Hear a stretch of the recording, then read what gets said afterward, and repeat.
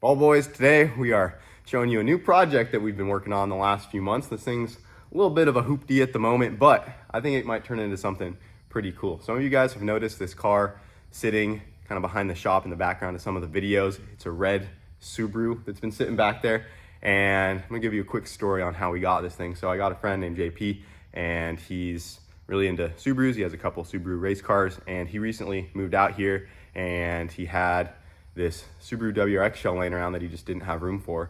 Already came with a roll cage, and he was offering this thing to me for dirt cheap, basically giving it to me. At the same time, a friend of mine named Josh, which you will see later in this video, reached out to me on Instagram, and he was looking to make an adapter kit to mate up a Honda J Series engine to a Subaru all-wheel drive transmission. And like right around this time, this Subaru was offered to us, and it just kind of worked out.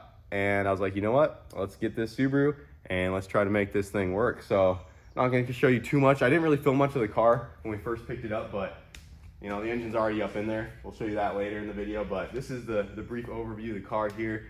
It used to have a boxer in it. It used to be a low 9-second Subaru.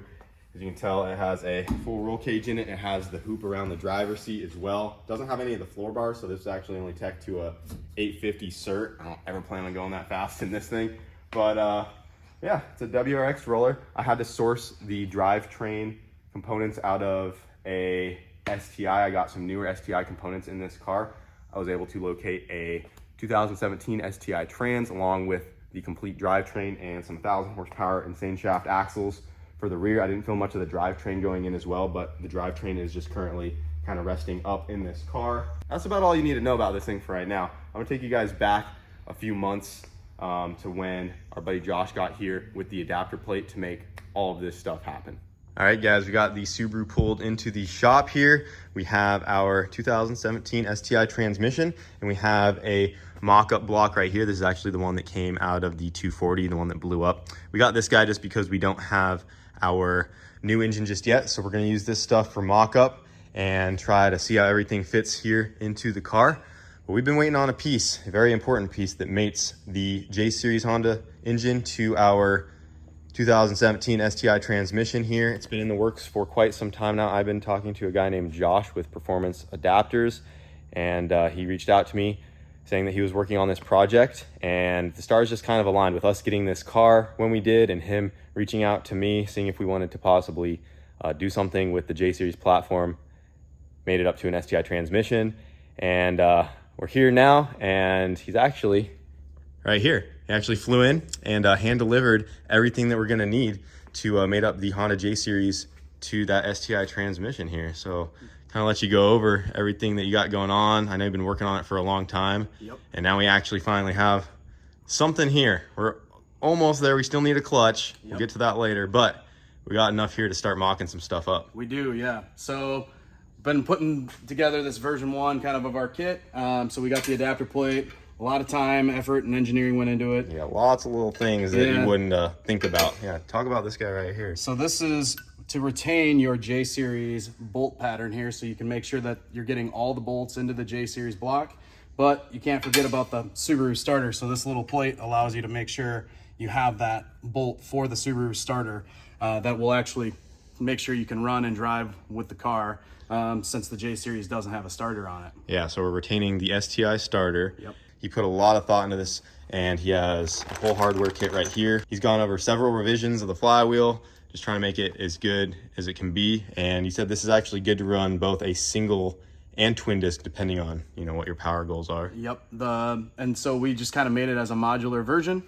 So if ever you need to replace the face, we can just unbolt it, send Kyle another one, and bolt it back together, and good to go. Yeah, no need so to go to the machine shop. There's actually a different material right here that bolts on for the friction surface right here. So if you ever damage this, or you know, you have a clutch go bad, or you just, you know, need to get it resurfaced because this gets all mauled up or something, instead of replacing the whole flywheel, you can actually just get this section swapped out, and you're good to go. But this is a very nice piece of machining right here. So this is a custom flywheel that will bolt on to the J Series engine. It has the J Series crankshaft flywheel bolt pattern right there, and then on the outside right here we have the STI ring gear. So that is the right diameter for the starter and all that good stuff to work. Exactly. And then took a whole bunch of measurements to make sure the clutch will need to be where it needs to be, and it should work with a off-the-shelf STI clutch. Yep, the push or pull style. So whichever one you want to run.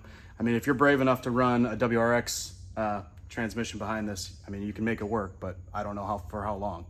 Yeah, it might not be very make long. it very far, especially if you turbo it. Nope, not at all. So yeah, very important. Wanted to make sure all this was done correct.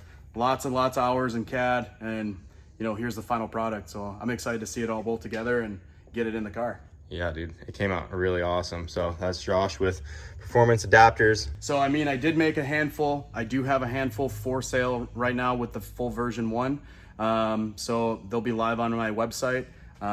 As soon as everything else is live, this will all be live as well. So if you're interested in having reliability of a Honda motor in a Subaru, hit me up. Yeah, this is the guy to do it. Exactly. Well, cool. I think we're gonna go ahead and try to mate up our engine to the transmission. We're gonna wait on the flywheel because the way he designed this flywheel is that it does tighten onto the crank pretty tight right here. It's a tight tolerance, so which is good. You don't want that guy wobbling or anything like that. But we also don't have the clutch, so for mock-up purposes, we really don't need to get the flywheel bolted up. So we're just going to be using the adapter plate here to get this guy bolted up to the trans and kind of rest it into the car and see what we're working with, see if we can make some mounts. The whole front of this car was cut off, so we're thinking we can make some mounts off of these existing points right here on the front subframe and just try to make something work. But I guess let's get to it, try to mock it up and see what it looks like in there. Let's get to the time lapse.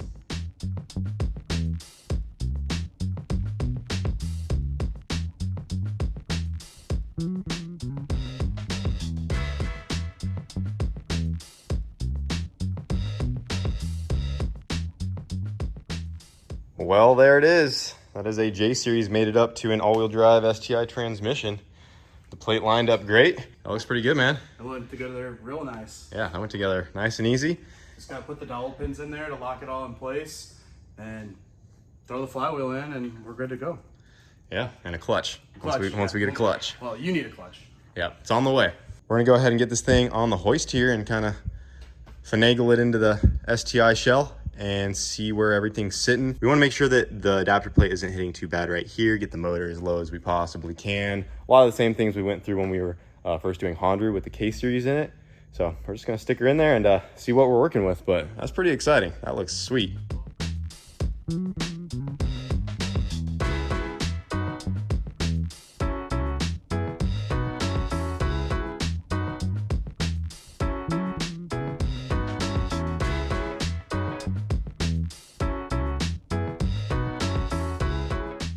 So we got her kind of stuck in there. The transmission is about as far back as it needs to be, but as you can see, the engine has a pretty gnarly angle to it. It's sticking way higher up than it should be, and that is because right now the adapter plate is resting on this front subframe right here, and this is the same thing we ran into with Honda. So on Honda, we actually cut a big old section out of here. We're gonna do our best to retain the steering rack and all of that stuff exactly where it is. We don't want to modify too much of that. So we can modify the adapter plate and some stuff as needed. But before we get too carried away with doing all of that, we're actually going to go ahead and pull this back out and hang the rear differential and drive shaft in this thing just to make sure that the transmission is in fact as far back as it needs to go. And then we will revisit all of that and see what we need to do to start clearancing all of that stuff down there to get her sitting where we want it to and kind of go from there. All right, guys. Got her up on the lift here. We got the transmission in. We got the adapter plate back off, and obviously the engine is off, and we're just making everything fit here as best we can. So right now we got the subframe lowered a little bit, almost an inch. So we are going to be adding some spacers here just to help bring that down a little bit. And we trimmed a little bit off of the bottom of the adapter plate. And now the final thing that we need to do is trim some of this subframe section out right here. So let me see that real quick. We got it kind of marked out where we need to cut. So right around this yellow line, I'm just gonna take a cut off wheel and cut that section of metal out. It's not in a spot where there's gonna be any structural integrity lost. So we'll be good to go there. Just gonna cut this little rectangle out. That will allow the plate just to ever so slightly recess down in there just to get it as low as possible without interfering with the steering rack at all. So we'll get that guy trimmed out of the way. And then we're looking pretty good. We have the adapter plate up here and it just about lines up, and this is still in the factory transmission location for the STI. So I think we're gonna be able to make it work after we get this guy cut out. Time to bust out the old HTP plasma. Love this thing.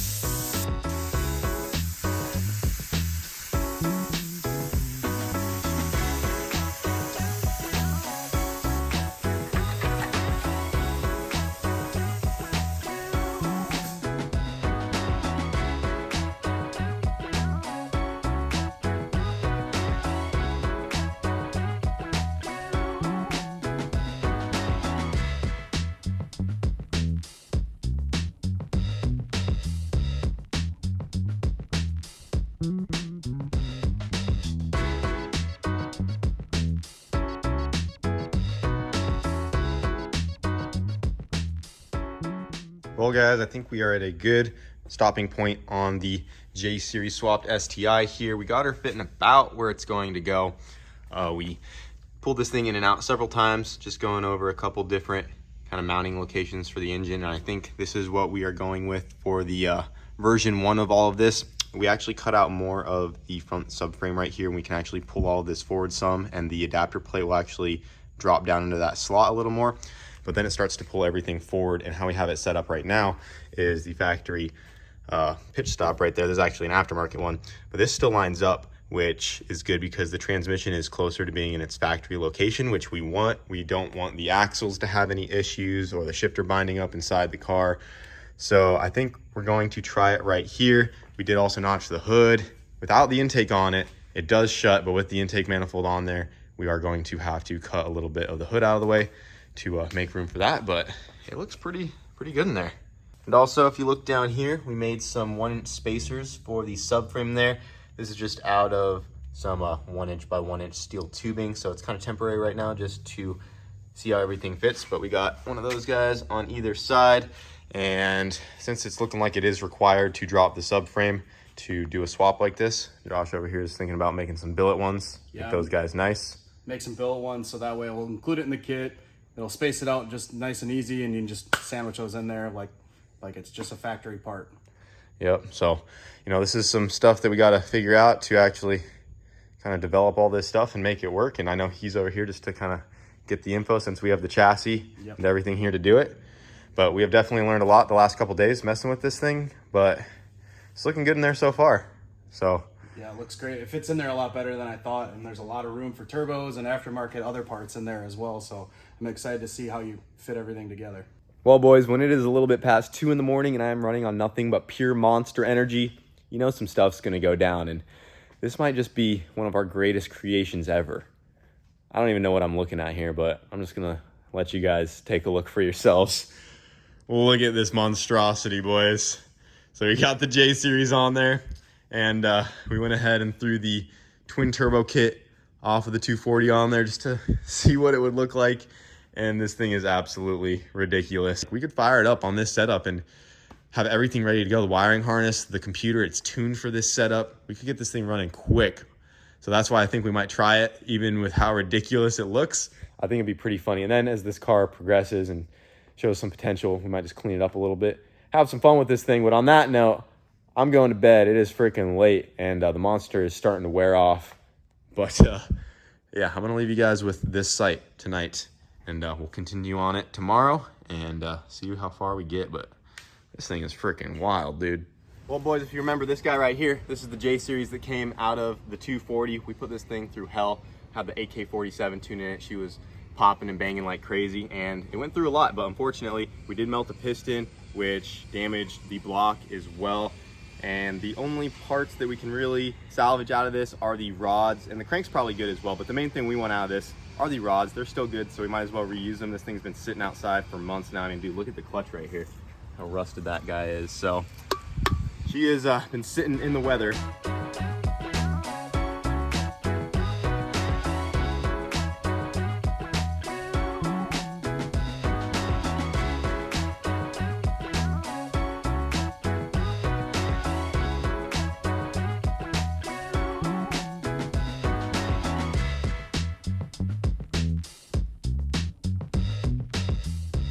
So I got the heads off, and this thing is disgusting. It sat outside for so long. Look at all the water in the cylinder, all the leaves in the center valley there. This thing is gross. She is big done. Oh my God, that is nasty. Anyways, I'm gonna go ahead and flip it over and start pulling everything else apart from the bottom. Hopefully these pistons aren't too rusted up and they will pop out. I mean, this one looks a little questionable. These guys should come out no problem. And yeah, I think we'll be able to get them out. A couple good smacks with a hammer, and I don't think the rods should be in too bad a shape here.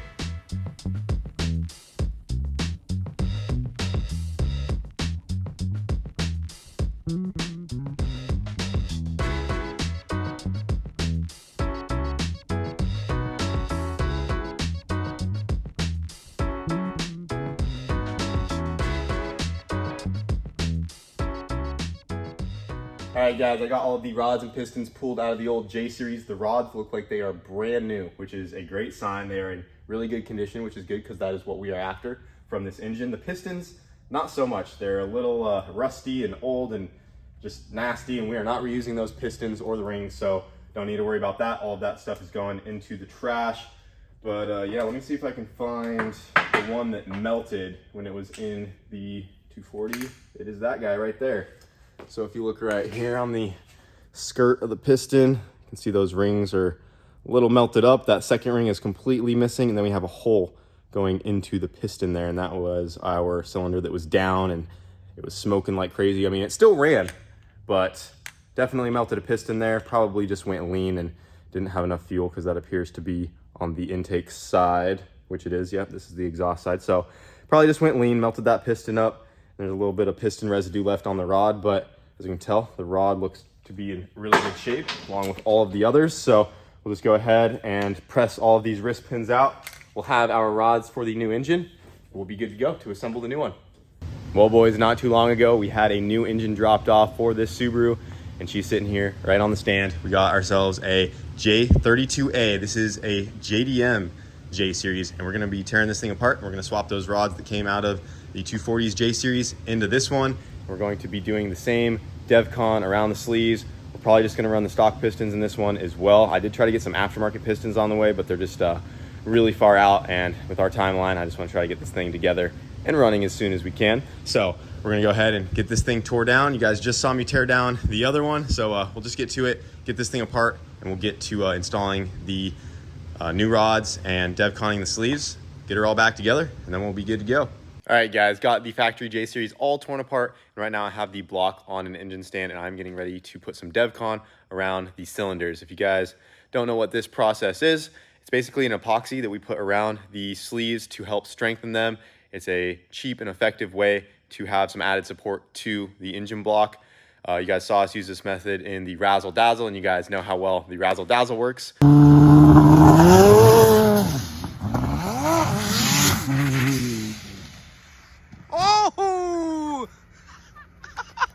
So we're basically doing the same thing to this block right here.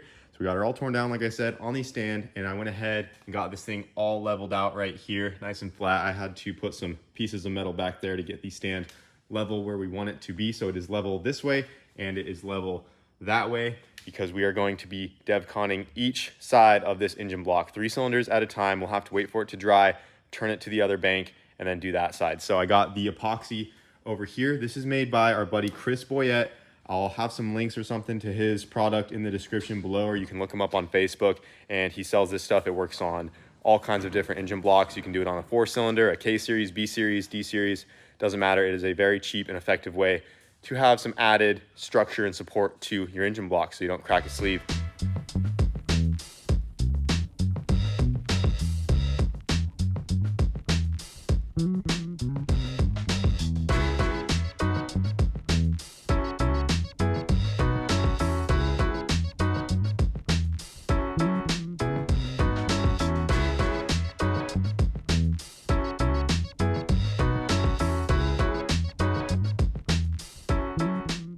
All right, guys, the epoxy is in the block here. Also went ahead and added some painter's tape right here and cut out the section where we need it to go into, because you do get a little spillage since it is such a tight gap. And we don't want that epoxy hardening onto the flat surface right here where the head needs to go. We will let that cure overnight, and then we can move on to the other side and then get this thing all together. All right, guys, the DevCon has set around the cylinders here. Still got to wait on the head gaskets to come in before we can get our holes drilled and those guys, but we'll do that another day. Right now we got all of the stuff to assemble the bottom end here, so I'm gonna go ahead and get that done. I was going to reuse the factory pistons and just regap the rings and send it, but I decided to go ahead and get some nice pistons for this thing. So right over here we have some Trom flat top pistons. These are from P2R. These are the same pistons we're running in the Razzle Dazzle, so we got a nice upgraded forged piston. Should be able to handle a little bit more abuse. And yeah, I went ahead and got the rings gapped as well. I already did the Liberty and got that done, so you guys don't have to sit through a time lapse, as much as I know you guys would love to see a time lapse of me doing this. I got them all labeled out right here. I went 20 thousandths on the top ring, 22 thousandths on the bottom, and we got our oil rings. So now what we can do is get the pistons onto the old rods off the other engine, and then we can get these rings onto the pistons and get those guys pressed into the block here. And then I just took our little honer that we got from O'Reilly's to clean up those cylinder walls. I prefer the Dingleberry honer, the one with a whole bunch of little balls on it, but this guy will do. We just got this one from the parts store. So we got those guys honed up, ready to go. And yeah, now we can get the pistons and rods together and get everything into the bottom end here. And then we can move on once we get the head gaskets. So then we can continue to get the heads and all of that stuff on and get this thing in the car.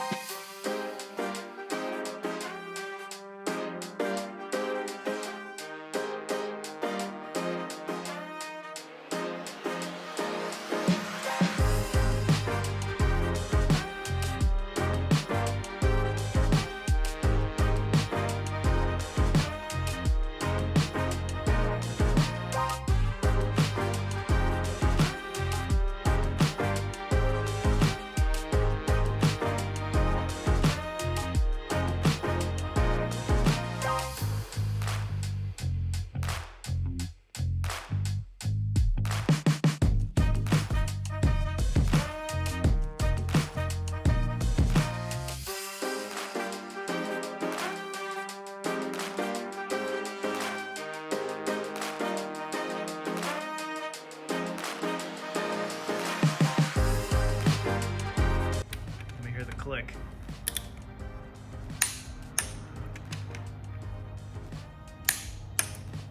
Rod bolts are torque, boys. Did not forget this time. So we will not have this thing coming apart, hopefully, after one little burnout in the driveway.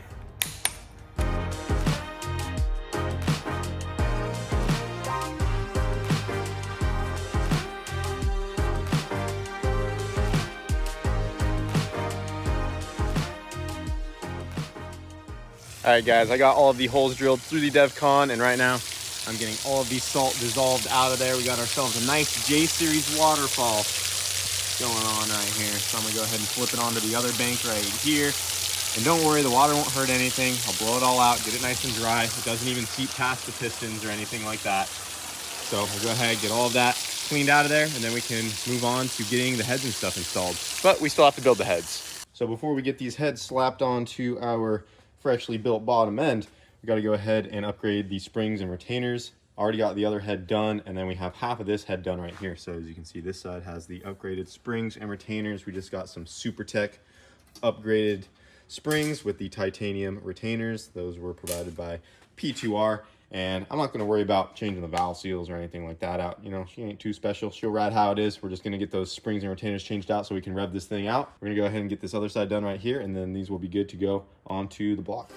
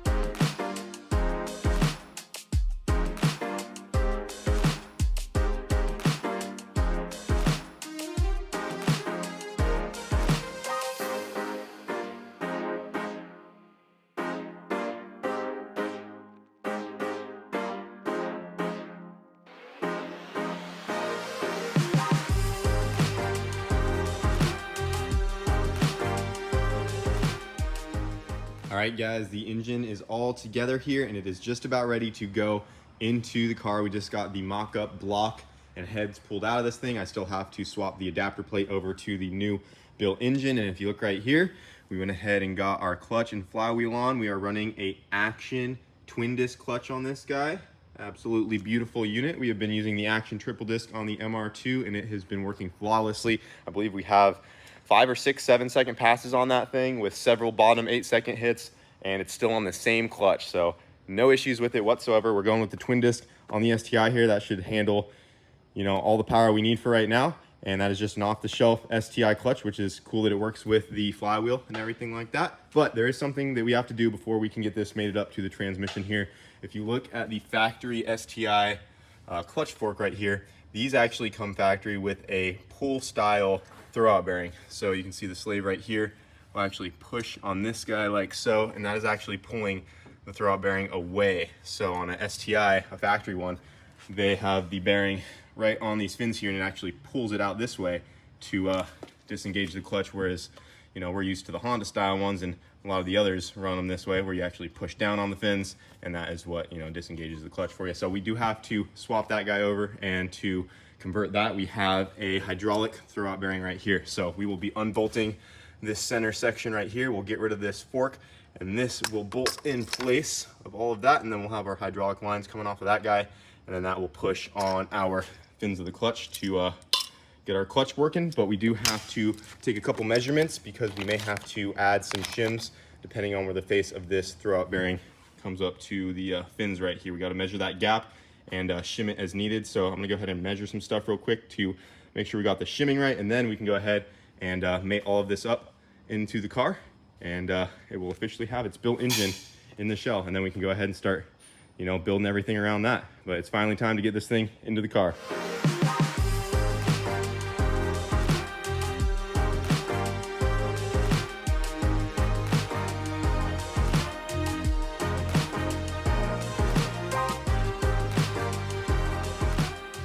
All right, guys, the J Series is in the Subaru here and everything lined up great. We're gonna go ahead and crank this thing over. I got the starter on there. I just wanna make sure that the flywheel and everything lines up. We were worried that we would have to clearance some stuff for the starter, but looks like it went right on. No issues at all. We were worried we were gonna have to grind a little bit off the end of that, but went right on. Everything looks good. And there's no oil in this thing, but it does have assembly lube, so it'll be fine just to turn it over a little bit.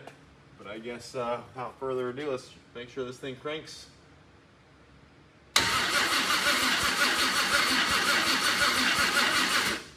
Not bad. Freaking solid, sounds dude. good. Yeah, sounds like it's got plenty of compression. Yeah, the plugs are in it, so she was definitely chooching some air out of there. So we got the engine in the Subaru here, and before I go any further with getting the wiring harness on, starting to swap over the injectors and stuff like that, I'm gonna go ahead and get this master cylinder installed, and we wanna double check that the clutch is working properly, just in case we have to tear it all back apart again. But I measured for the spacing as you guys saw, so everything should be good to go. I'm gonna go ahead and pop this guy in there, and then I just had to make a custom male-to-male fitting right here. Got those guys from O'Reilly's and I welded them together so that we can screw that into that guy right there, and then that will go to the line here on our hydraulic throwout bearing. So let's go ahead and get this guy in. Well, guys, we got the master cylinder in there and I tested it. Everything works. The clutch forks are moving as they should. So we're good to go there. And there's definitely a lot of other things I need to get done, like mount the motor itself. But I'm just gonna go ahead and start putting everything together and see if we can get this thing to fire over. I wanna make sure everything's sounding okay, and I just wanna hear it run. So before we get too into it, I got some brand new injectors to throw this thing. These guys are from Snake Eater Performance. These are 6 2200cc injectors, exactly what we had in it before, but the other ones were just very gummed up. So huge shout out to Snake Eater Performance. These are all flow tested within, you know, small percentage of each other, so you get a matching set. And we're gonna go ahead and get these guys installed. I went ahead and got the fuel rails all cleaned out. Everything's good to go.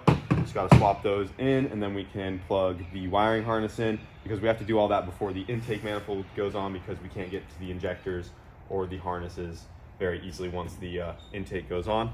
So we'll get those guys in and then just start putting this thing together and see if we can ghetto power it up. Throw the turbo kits on there. I don't know, we literally have everything laying around from the 240, so I don't think it should take too long to kind of just ghetto start this and see if it runs. So that's what we're gonna try to do.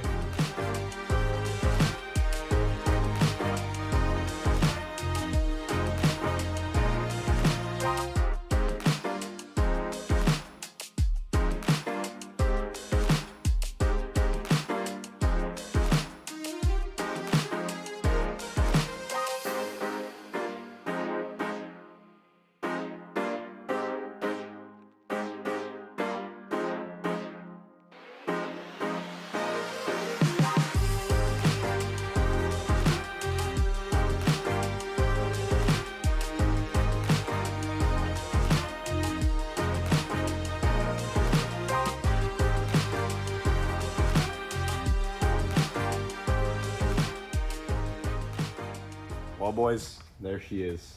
What a masterpiece. You guys thought the twin turbo J was gone and forgotten about? Well, it's back and we're ready to try to fire this thing up. There are no oil lines going to the turbos. Don't worry, they'll be fine. We'll add those later. And yeah, we're powering it with the jump box. We got the AEM Series 2 ECU plugged in with the original harness off of the 240. Got the laptop plugged in. It should have everything it needs to fire up. Has oil in it. We checked that it has spark. We had to make a makeshift fuel system. We borrowed the fuel pump off of the airboat, and we have a E85 jug on the side of the car over there with a fuel pump just feeding it in through the side. And yeah, we're gonna see if this thing fires up. Just for good measure. All right, fire in the hole.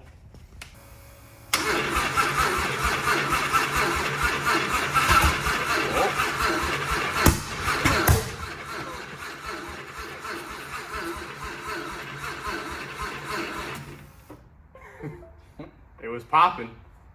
I think we need to get a car in here with a battery.